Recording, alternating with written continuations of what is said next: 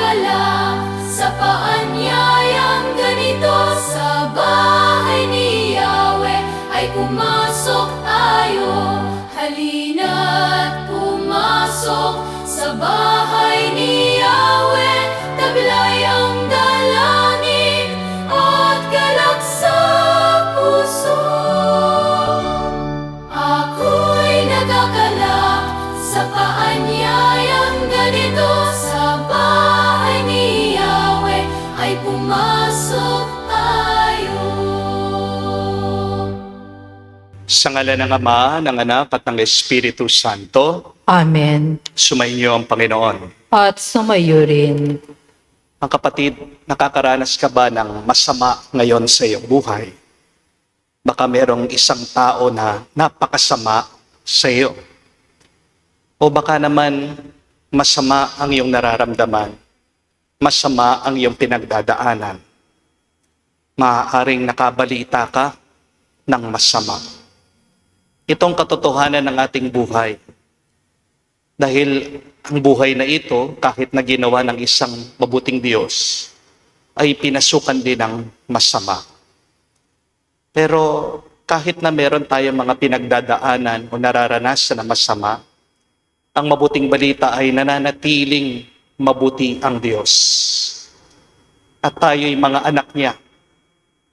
Tayo ay ginawa mula sa kabutihan, pagmamahal ng Diyos. Kaya naman tayo ay sinusugo maging liwanag sa gitna ng dilim ng mundo. Tayo mga Kristiyano ay hinahamon pa rin na magmahal kahit sa mga taong nakakasakit sa atin. Mahirap, pero hindi imposible. Mahirap, pero magagawa natin sa tulong at grasya ng Diyos. At para tayo po ay makitang karapat-dapat makatanggap sa mga banal na misteryo, ang pagpapalakas ng ating katawan, ng ating kaisipan, ng ating kaluluwa, tayo'y magpakumbaba, muli hilingin natin ang awa ng Diyos sa mga pagkakataon mas pinili natin magkasala, maging masama, kaysa sa maging mabuti. Kaya ating sabihin, inaamin ko, Sa makapangyarihang Diyos at sa inyo mga kapatid, na lubha kong nagkasala sa isip, sa salita, sa gawa, at sa aking pagkukulang. Kaya isinasamo ko sa mahal na Birheng Maria, sa lahat ng mga anghel at mga banal, at sa inyo mga kapatid, na ako'y ipanalangin sa Panginoong ating Diyos. kawan tayo na makapangyarihang Diyos, patawarin tayo sa ating mga kasalanan, at patnubayan tayo sa buhay na walang hanggan. Amen. Panginoon, kaawaan mo kami. Panginoon, kaawaan mo kami. Kristo, kaawaan mo kami. Kristo, kaawaan mo kami. Panginoon, kaawaan mo kami. Panginoon, kaawaan mo kami. Manalangin tayo. Ama namin makapangyarihan, nililingap mo ang mga walang inaasahan kundi ikaw. Hindi maidarangal at hindi magiging banal ang sino man sa iyo napapawalay. Dagdagan mo ang iyong kagandang loob sa amin upang sa iyong pamumuno at pangangasiwang magiliw, papakinabangan namin ang mga biyaya mo sa lupa bilang pagkakamit namin sa makalangit mong pagpapala. Sa pamagitan ni Jesucristo kasama ng Espiritu Santo, magpa sa walang hanggan. Amen.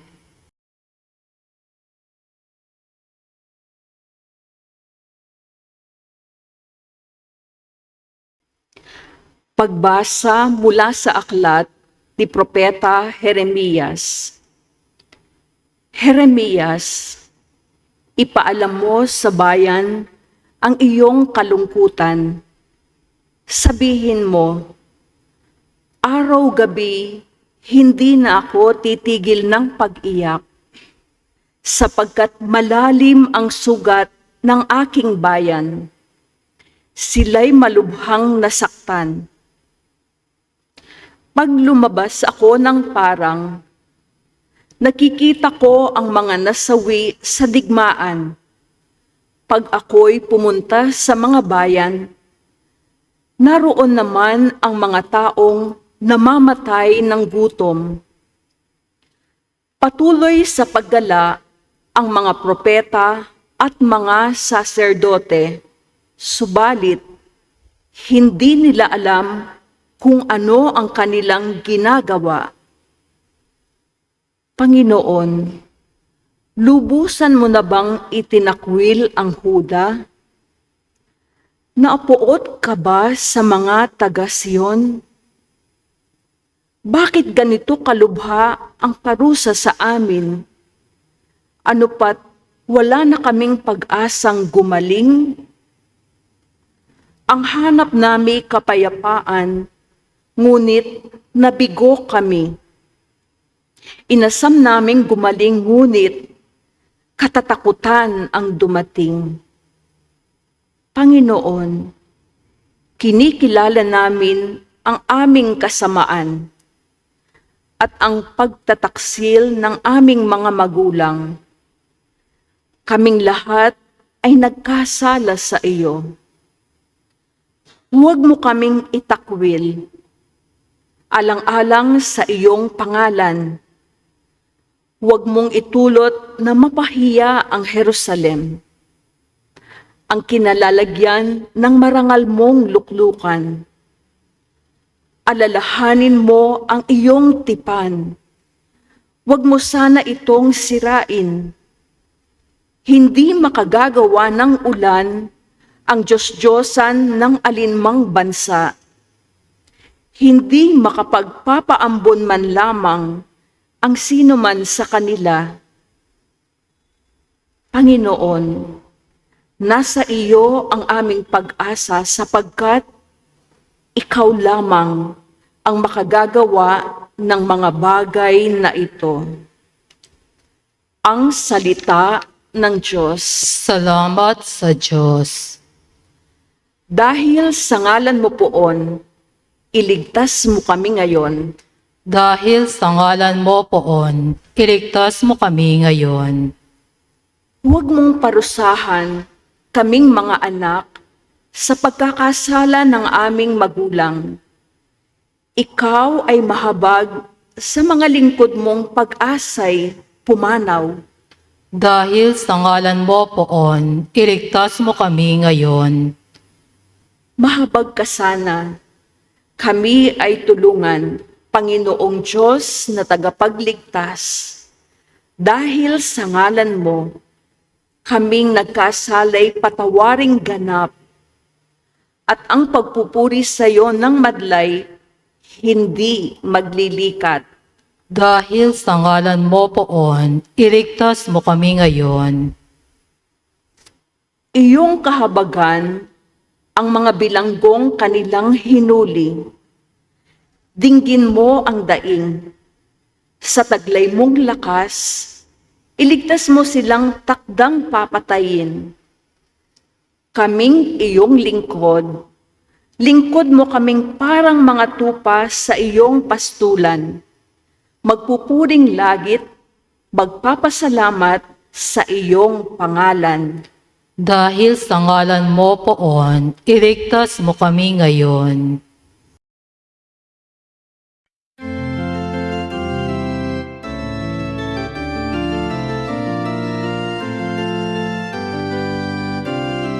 Alleluia, alleluia.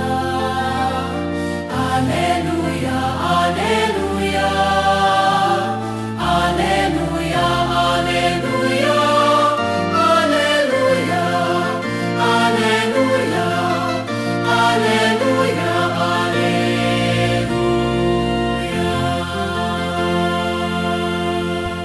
Salita ng Diyos, ang buto na tanim ni Jesucristo upang tumubo sa tao.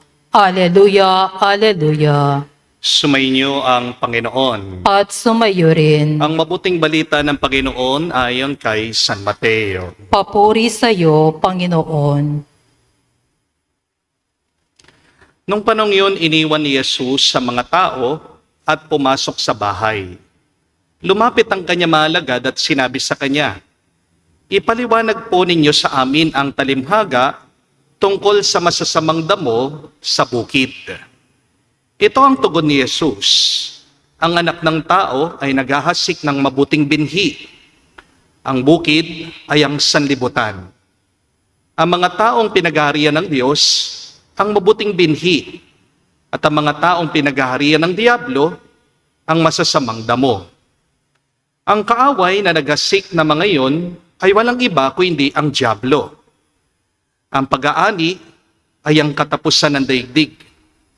At ang mga anghel ay ang mga tagapag-ani. Kung paanong iniipon ang mga damo at sinusunog, gayon din naman ang mangyayari sa katapusan ng daigdig.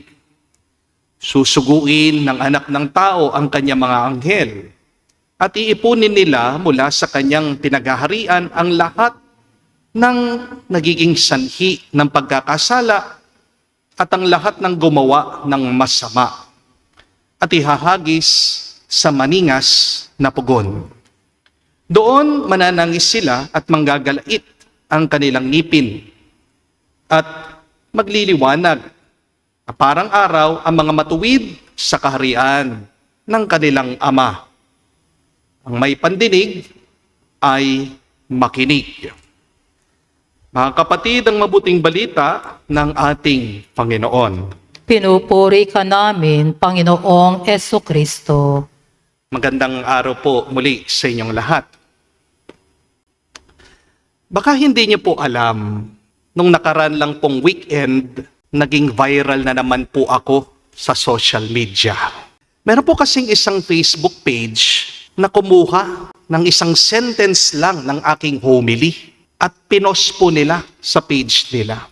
Ang lumalabas po, parang sinabi ko lamang, ang daming tao sa hospital na lumalaban para mabuhay. Pagkatapos ikaw, na pagkalusog-lusog mo, nadidepress ka, nabasa po yun ni Kuya Kim Atienza. At dahil alam naman po natin ang pinagdaanan ni Kuya Kim ng kanyang pamilya dahil po sa depression ng kanyang anak, nasaktan po siya sa nabasa niya. At sa totoo lang po, nauunawaan ko po siya. Kung yun lang ang mababasa mo, maaaring iisipin mo na talagang manhid ako at wala akong malasakit sa mga taong dumaranas sa depression. Pero ang totoo po, ang pinost nila ay isang pangungusap lang. Kinuha po nila ito mula dun sa 20-minute na homily ko. Ang buong punto ko po dun sa aking homily, kung matatandaan niyo po, balikan niyo yung aking video, ay tungkol po sa pasasalamat at sa perspektiba. Na minsan, kapag natutunan mong tignan na ang buhay sa mas malawak na pananaw, doon gumagaan ang iyong dinadala. Hindi ko po kailanman tinuro na hindi po totoo ang depression. Hindi ko rin po sinasabi na kasalanan ang magkaroon ng depression. Totoo naman po na nangangailangan ng tulong medikal, psychological, spiritual ang mga taong nadidepress. Pero alam ko din po, napakahirap magpaliwanag pagdating po sa social media. At alam nyo naman po, pagdating sa internet, minsan, isang sentence lang pinabasa ng mga tao, buong pagkatao mo na ang hinuhusgahan nila. Kaya, imbis na makipag-away po ako, minabuti ko na lang po na magpakumbaba. Gumawa po ako ng isang sulat. Pinadala ko po, pinost ko doon sa page ni Kuya Kim. Humihingi po ako ng paumanhin. Nagsosorry din po ako sa lahat ng mga taong nakabasa ng aking homily. At nagpapasalamat po ako sa Diyos dahil agad-agad naman po nabasa at tinanggap ni Kuya Kim yung aking paghingi ng tawad. Natapos na po yung hindi pagkakaunawaan. Feature pa nga po ng GMA News. 2 beses ito eh. Pero hindi pa pala tapos yung issue. Pagkatapos po nito, ang dami ko pong natatanggap na masasakit na salita galing po sa ibang tao. Meron po nagko-comment, ang pangit ko daw, mukha daw po akong bonjing. May nagsasabi po na nagmamarunong daw po ako. May nagsasabi po na hindi daw po ako karapat-dapat na maging pari. Meron din pong nagsasabi na kailangan ko daw pong magpatingin sa psychiatrist. At meron din pong nagdadasal na sana ang pamilya ko daw ay magkaroon ng depression para maintindihan ko daw yung nararanasan, pinagdadaanan ng mga depressed. Okay lang naman po yun eh. Tanggap ko po yun. Palagi ko naman sinasabi sa inyo na sa buhay talagang merong mga taong hindi ka magugustuhan. At ang opinyon ng ibang tao tungkol sa iyo ay hindi katotohanan tungkol sa iyong pagkatao. Hindi ko po pinepersonal yung mga negative comments ng iba. Pero meron pong malala na ginagawa ang iba. Meron pong ibang tao nagsesend sa akin ng message, minumura ako. Meron pong mga iba nagpa-private message sa akin. Napakalutong po ng mura nila. At para po sa akin, pagdating po sa mura, napakasama po niyan. Kasi 'di ba, sabi ko po sa inyo, that when you curse, you open your mouth for the devil to enter into your hearts.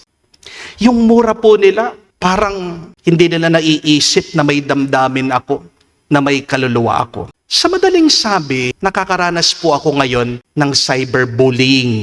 Napakasakit pong basahin ng mga negative comments. Pero habang binabasa ko po ang mga ito, nagdadasal po ako at nagtatanong, nagbumuni. Kung gusto nating talagang ituwid ang mali, kailangan ba talaga gumawa ka din ng isa pang mali? Kung gusto nating mawala ang galit, kailangan ba talagang maghasik ka ng panibagong galit? Kung gusto nating mawala ang kasamaan, kailangan ba talaga gumawa ka ng panibagong kasamaan? Hindi ba parang merong mali sa nangyayari sa mga tao? Para bang gusto nating patayin yung apoy, pero nagbubuhos pa tayo ng mas maraming gasolina? Hindi po ba? You cannot fight fire with another fire.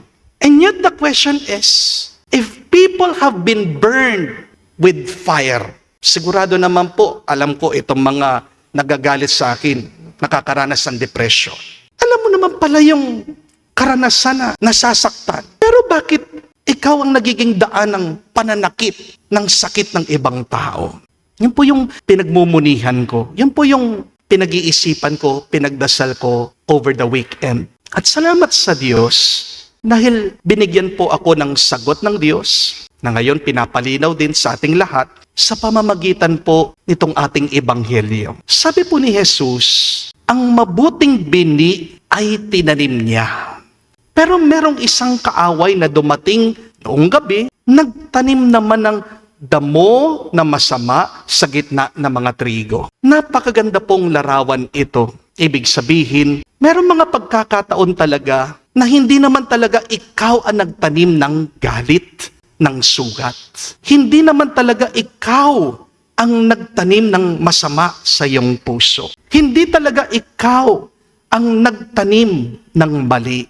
Pero ang problema, maaaring ikaw yung nagdidilig para lumaki yung sukal na damo. Dahil minsan, hindi naman po tayo yung nagsisimula ng problema eh. Pero minsan, aminin man natin o hindi, tayong nagpapalaki dito. Amen?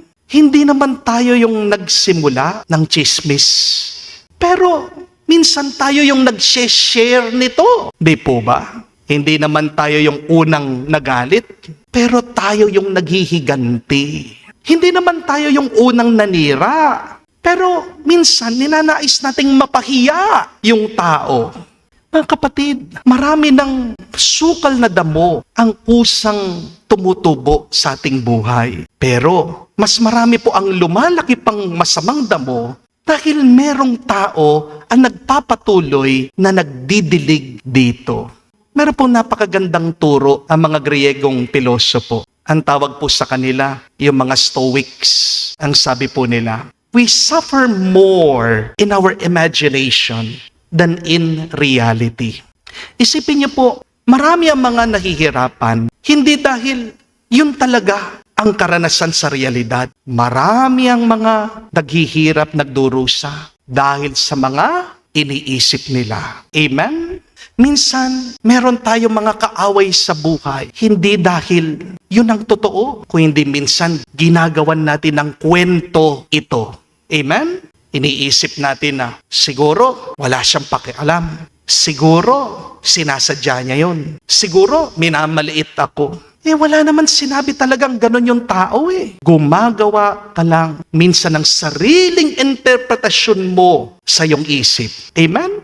Wala namang ebidensya Pero nakakagawa tayo ng buong pelikula sa ating kalooban. Ang paalaala po ng ating Panginoong Jesucristo sa atin ngayon, huwag kang magdadagdag ng damo kung ang tinanim niya ay mabuting trigo. Huwag ka nang magtatanim ng masama kung ang pinapatubo ng Diyos sa buhay mo ay mabuti. Mga kapatid, dumating po ang ating Panginoong Jesucristo dito sa mundo. Inalis na niya ang tinik ng kasalanan. Hari nawa, huwag nating ibalik yung inalis na ng Panginoon. Huwag nating dumihan yung nilinis na ng Diyos. Huwag nating wasakin yung binuo ni Jesus. Hindi ko po alam kung napansin niyo po ito pag nagbubukas po kayo ng social media, kapag dumadaan po yung mga balita sa inyong feeds. Parang araw-araw na lang merong bagong kwento ng karahasan, ng pagdurusa, ng kasamaan. Meron po mga hino-hold up, pinapatay, marangal naman pong naghahanap buhay. Meron po mga estudyante ngayon, naglalabas ng death threat laban po sa kanilang mga kaklase. Magpapaputok daw po sila, babarilin daw po nila mga kaklase nila sa paaralan. Meron pong mga nire-rape, tinatapon po yung mga bangkay nila sa kalsada. Meron pa rin po mga Kristiyano sa ibang bansa, pinapatay dahil po sa kanilang pananampalataya. Meron pong mga pamilya nawalan ng bahay dahil po sa digmaan, dahil po sa kaguluhan. Nakakaawa po, nakakalungkot. Meron din po mga sanggol, mga bata na mamatay, nagiging biktima ng gera. Meron po mga tao binebenta, pinagbibili bilang alipin. Meron pa rin po hanggang ngayon na slave trade. At meron po mga bata dito po sa Pilipinas, baka hindi po kayo aware, pinipilit po ng mga magulang nila na maghubad, gumawa ng kahalayan, ng pornografiya para lang po sila ay kumita. Napakarami pong masamang nangyayari ngayon sa ating mundo. Kaya nga po mga kapatid, wag na sana nating dagdagan yung kasamaan na kumakalat. Amen? Be an instrument of peace. Be ways of love and compassion. Be doors of hope. Kung may galit ka pa, huwag mo nang dadagdagan ng puot. Kung may lungkot ka, huwag mo nang dadagdagan ng pagmumura. Kung may kasinungalingan, huwag ka nang gagawa ng fake news. Kung may kadiliman, huwag na nating dadagdagan ng isa pang anino. Mga kapatid, hindi po tayo tinawag ng Diyos upang manugat. Tinatawag tayo ng Diyos para maghilom. Hindi po tayo tinatawag ng Diyos na maghasik ng puot. Tayo'y tinatawag niya na magkalat ng pag-ibig at pagmamahal. Hindi po tayo tinatawag ng Diyos para paramihin ang dumi. Tayo po ay tinatawag ng Diyos na mag-ayos ng buhay. Hindi po tayo tinatawag ng Diyos na magparami pa ng dilim. Tayo ay tinatawag niya para maging daan, para maging liwanag ng mundong ito. Kaya sana naman po, bago po kayo magsalita, mag-post, maghusga sa social media, ito muna po ang tanungin niyo sa inyong mga sarili. Ang gagawin ko ba ay makakaragdag sa kasamaan o yan ba ay makakaragdag sa kabutihan? Tandaan po ninyo, hindi ka naman responsable sa lahat ng mga damong tinanim ng kaaway. Pero responsable ka kung ikaw yung nagdidilig ang nagpapalaki dito. Hindi po ba? You may not be the one who planted the evil seed. And yet there is a danger. You may be the one watering that evil seed. You may be responsible for allowing that weed to grow in this life. Kaya kung gusto po nating mabawasan ang kasamaan ng mundong ito, wag po tayong maging katulong ng dyablo sa pagtatanim ng damo. Sa halip, maging katulong sana tayo ni Kristo sa pagtatanim ng trigo, ng kabutihan, ng katotohanan, ng pagpapakumbaba, ng awa, at ng pag-ibig. Amen? Sapagkat hindi po kailanman magbubunga ng kabutihan ang paggawa mo ng kasamaan. Ang kasamaan, kung gusto mong matalo yan, gumawa ka ng mabuti. Piliin mo ang maging mabuti. Amen? Remember, if you cannot help the wheat to grow, at least do not water the weeds. Meaning, if you cannot do any good today, at least avoid doing something bad. Kung wala ka din namang gagawing mabuti, sana wag kang gumawa ng masama. Amen? Mga kapatid, meron pong dalawang binhi na nakatanim sa ating mga puso. Ang mabuti at ang masama. Nasa iyong ginagawa, ano ang palalakihin mo? Anong tutulungan mong mamunga sa iyong buhay? Ang mabuting balita, may grasyang palaging binibigay ang Diyos sa atin para tulungan ang mabuti na tumubo para malabanan natin ang masama sa ating buhay. Palagi sana nating piliing maging mabuti sa lahat na nangyayaring masama sa ating buhay. Dahil kapag pinipili mong maging mabuti, diyan nagiging mas maganda ang iyong buhay. At diyan nagiging mas payapa ang ating karanasan. Hingin natin ang tulong ng Diyos dahil sa Kanya lamang tayo magiging mas malakas, magiging matibay. Amen. Tumayo po tayo, alay po natin sa Diyos ang ating mga dasal at panalangin. Kasama ng lahat ng mga anghel, mga santo sa langit, tayo din ay pinagdadasal na maging matibay, matatag sa gitna ng ating paglaban sa kasamaan.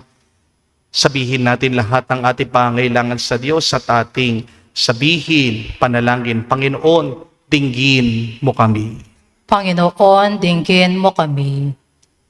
Ang simbahan naway patuloy na magtanggol sa kabanalan ng kasal at ang kahalagahan ng buhay pamilya. Manalangin tayo sa Panginoon. Panginoon, dinggin mo kami. Ang mga magulang naway maitanim sa isip at puso ng kanilang mga anak ang mga aral sa pagmamahalan at kabanalan. Manalangin tayo sa Panginoon. Panginoon, dinggin mo kami.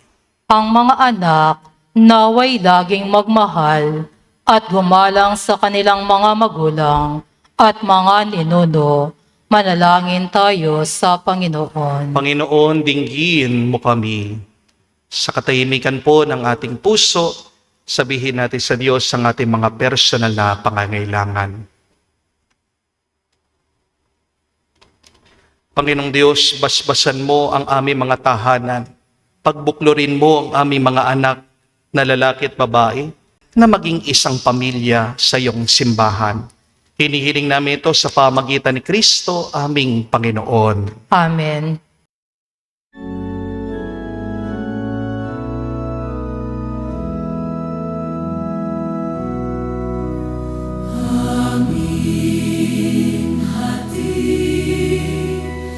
Alay na ito, ang tinapay na nagmula sa pagpapala mo.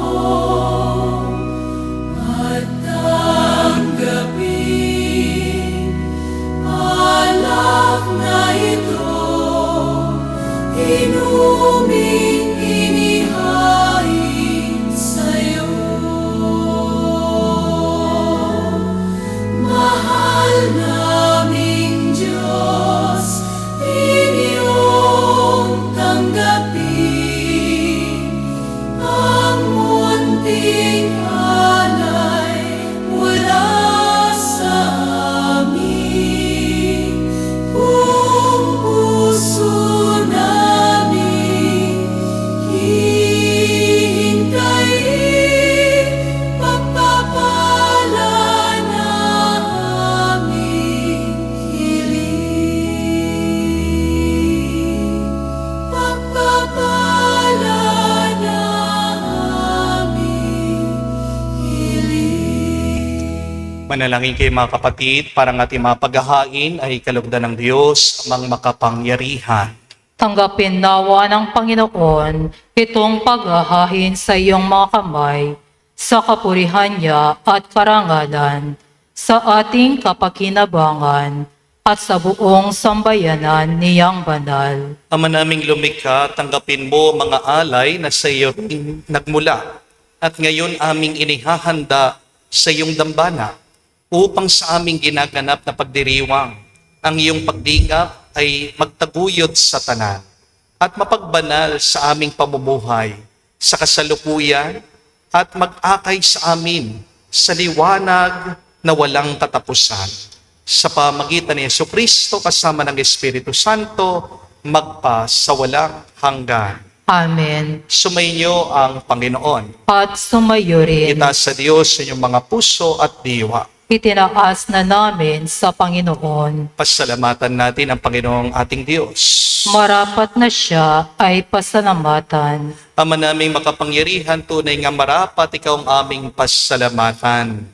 Sa pamamagitan ni Kristo na aming Panginoon, sa iyong paglilingap at kagandang loob, ang tao'y nilikha mo, pinangasiwaan sa sansinukob. Sangad mong siya'y iwastong lubos, siya'y pinagdusa mo sa kanyang pagtalikod. Sa iyong paggiliw, iyong pinahintulot na makabalik siya sa pamagitan ni Kristo Jesus.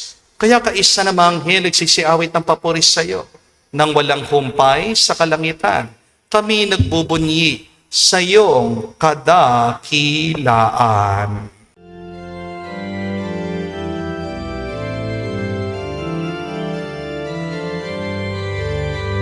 Santo, Santo, Santo, Panginoong Diyos ng mga hukbo, napupuno ang langit at lupa ng kadakilaan mo.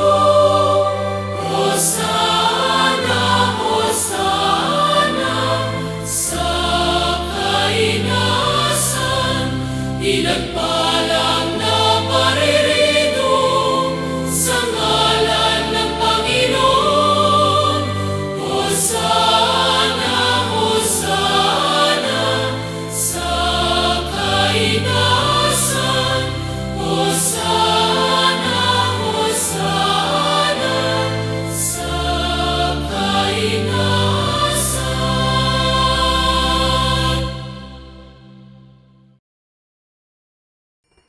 Ama naming banal, ikaw ang bukal ng tanang kabanalan. Kaya't sa pamagitan ng iyong Espiritu, gawin mong banal ang mga kaloob na ito upang para sa amin maging katawan at dugo ng aming Panginoong Heso Kristo. Bago niya pinagtiis ang pusang loob na maging handog, hinawakan niyang tinapay, pinasalamatan kanya, pinaghati-hati niya iyon, inabot sa kanya malagad at sinabi, "Tanggapin ninyong lahat ito at kanin. Itong aking katawan na ihahandog para sa inyo."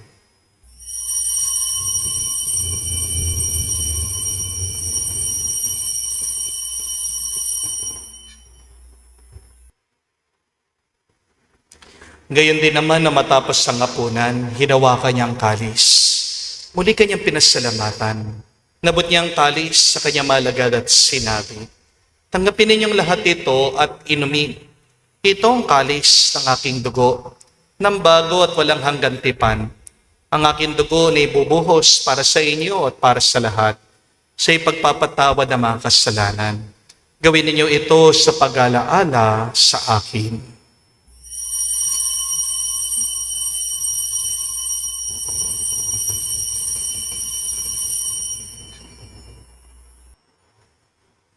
Ang misteryo ng pananampalataya.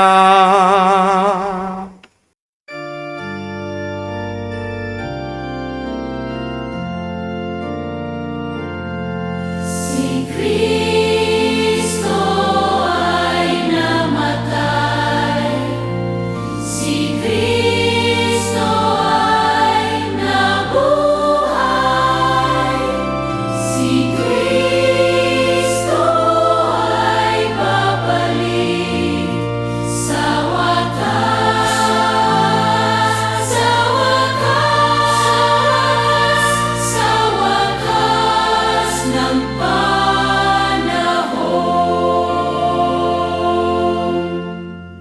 Ama, ginagawa namin ngayon ng pag-alaala sa pagkamatay muling pagkabuhay ng iyong anak. Kaya tinialay namin sa iyong tinapay nagbibigay buhay at ang kalis na nagkakalob ng kaligtasan. Kami nagpapasalamat dahil kami yung minarapat na tumayo sa harap mo para maglingkod sa iyo. Sinasamo namin kami magsalo-salo sa katawan at dugo ni Kristo ay mabuklod sa pagkakaisa sa pamagitan ng Espiritu Santo. Amalingapin mong iyong simbahan laganap sa buong daigdig. Puspusin mo kami sa pag-ibig. Kay San Leon ang aming Santo Papa, si Florentino aming Arsobispo ng Tanang Kaparian. Alalahanin mo rin ang aming mga kapatid na naghimlay. May pag-asang sila'y muling mabubuhay. Gayon din naman lahat ng mga pumanaw.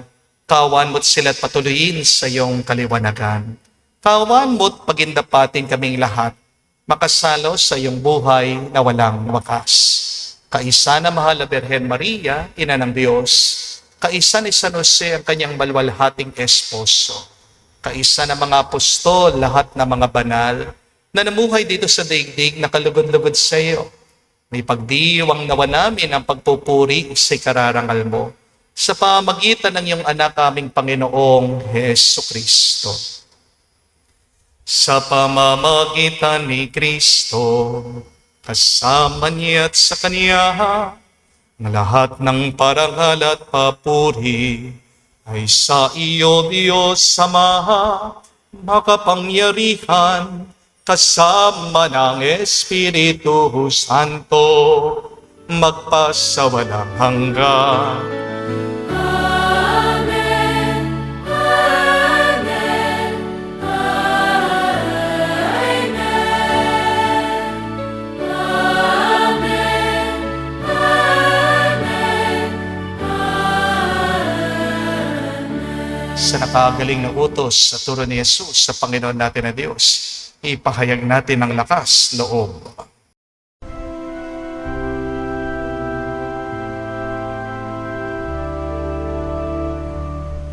Ama namin, sumasalangit ka, sambahin ang ngalan mo, mapasa amin ang kaharian mo, sundin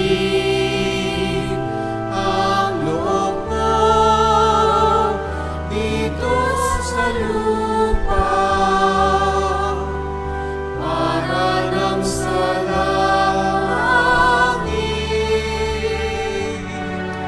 Bigyan mo kami ngayon ng aming kakanin sa araw-araw at patawarin mo kami sa aming mga sala para ng pagpapatawad namin sa nagkakasala sa amin. At huwag mo kaming ipahintulot sa tukso, at iadya mo kami sa lahat ng masama. Iniiling namin kami iadya sa lahat ng masama, pagkalooban ng kapayapaan araw-araw. Ligtas sa kasalanan, ilayo sa lahat ng kapamakan, samantalang aming pinanabikan ang dakilang araw ng pagpapahayag ng tagapagligtas naming si Heso Kristo. Sapagkat iyo ang kaharihan at ang kapangyarihan at ang kapurihan magpakailanman. Amen. Panginoong Heso Kristo, sinabi mo sa mga apostol, kapayapaan ang iniiwan ko sa inyo, ang aking kapayapaan binibigay ko sa inyo. Tunggayan mo ang aming pananampalataya at huwag ang aming pagkakasala. Pagalooban mo kami ng kapayapaan at pagkakaisa ayon sa iyong kalooban. Kasama ng Espiritu Santo magpa sa walang hanggan. Amen. Kapayapaan ng Panginoon ay laging sumainyo. At sumayo rin. Magbigayan po tayo ng kapayapaan sa bawat isa. Peace niyo po. Kapayapaan po sa inyong lahat.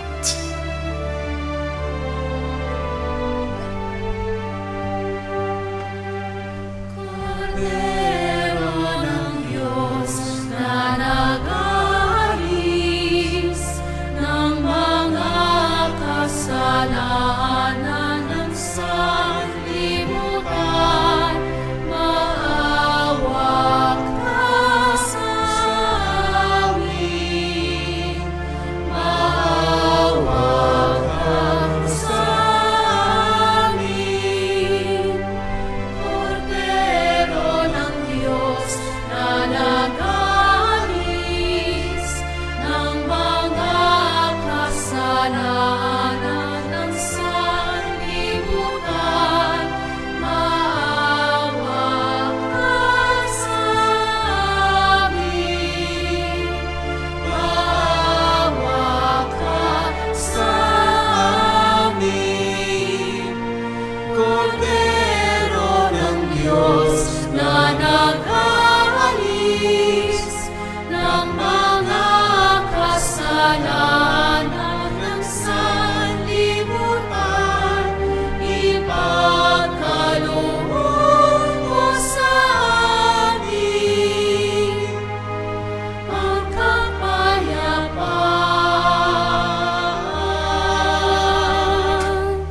Mga kapatid, naririto ang ating Panginoong Jesucristo, Kordero ng Diyos. Siya nag-aalis sa mga kasalanan ng sanlibutan. Mapalad tayong lumalapit sa piging ng Kordero. Panginoon, hindi ako karapat-dapat na magpatuloy sa iyo, ngunit sa isang salita mo lamang ay gagaling na ako.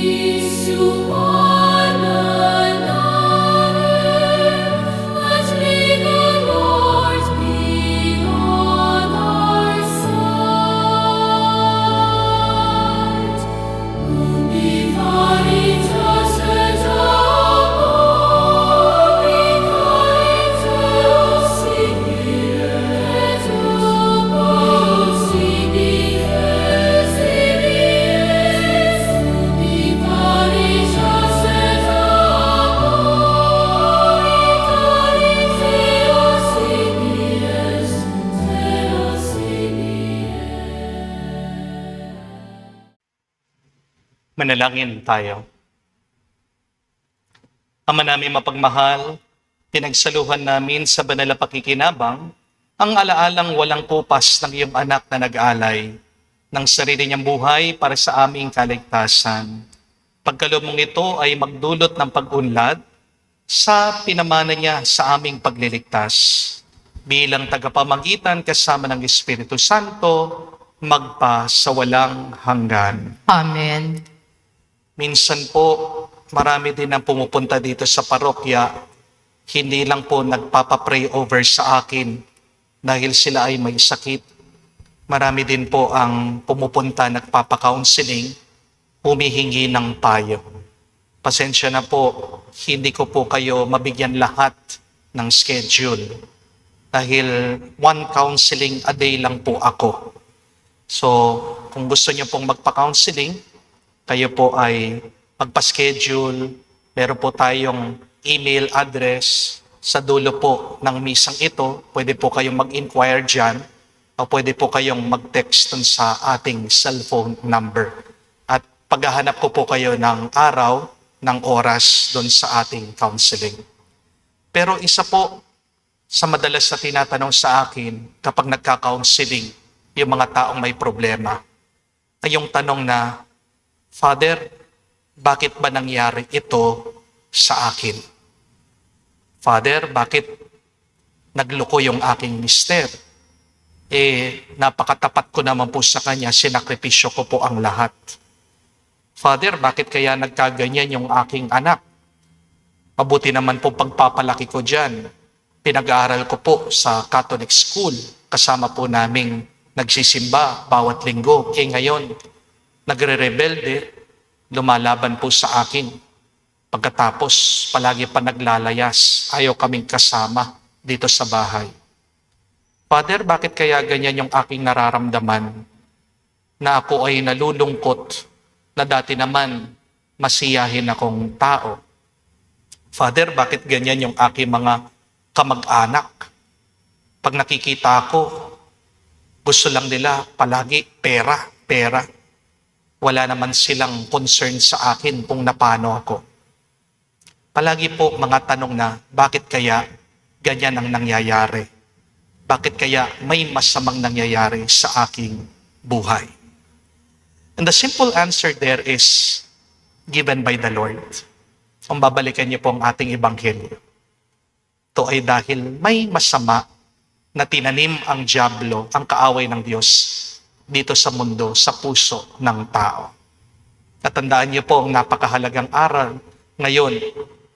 You're not responsible for that evil seed growing in your heart. But you are responsible if you water to that evil seed, to that evil plant. Hindi mo naman kasalanan na may masamang nangyayari sa iyong buhay. Hindi mo naman kasalanan bakit masama ang ibang tao sa iyo. Ang kasalanan mo ay kapag tinutulungan mo pang lumaki yung masamang damo sa iyong puso. Kaya nga, gayahin natin si Kristo palagi that we should choose to be good despite of the bad things that are happening in our life. Choose forgiveness even in the midst of anger. Choose to be humble despite of the pride of other people. Hindi mo malalabanan, mapupuksa, mapagtatagumpayan ang masama sa pamamagitan ng isa pang masama. You cannot produce good by being evil. You do not fight evil with another evil. Kapag nilalabanan mong masama gamit ang isang masama, parang mayroong apoy na binubuhusan mo ng gasolina. Hindi po ba? Magandang pagmunihan yan. Ano ang tinutulungan kong tumubo sa aking puso? Ang mabuti ba at masama? Yan naman, mga kapatid, magpatulong tayo palagi sa Diyos. Ngin natin palagi ang kanyang grasya. Naway tulungan natin yung kanyang mabuting binhi, siyang mas mabilis na tumubo para tong mabuting bungang ito nang magbibigay sa atin araw-araw ng tuwa, ng lakas at ng kapayapaan. kung wala ka ding mabuting magagawa ngayon,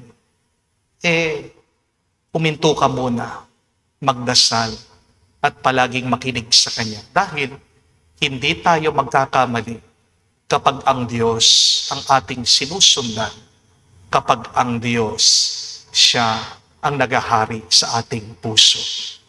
Sumayin niyo ang Panginoon. At sumayo rin. At kayo basbasan ng Diyos, makapangyarihan sa lahat, sa ngalan ng Ama, ng Anak, ng Espiritu Santo. Amen. Ang ating misa ay natapos na. Humayo kayo sa kapayapaan ni Kristo. Salamat sa Diyos.